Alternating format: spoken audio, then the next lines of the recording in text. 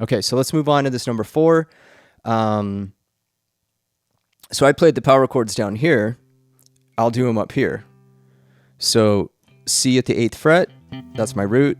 That's a C power chord. So my 4 chord will be right above it. That's an F. So I'm right there for F at the 8th fret, F sharp G. So G is going to be the 10th fret, and then my 1.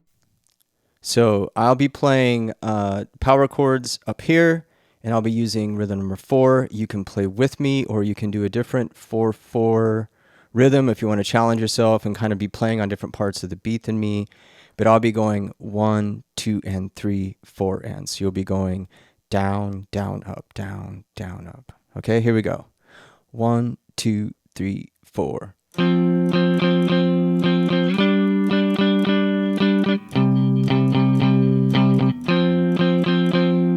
5, 4, 5, 1.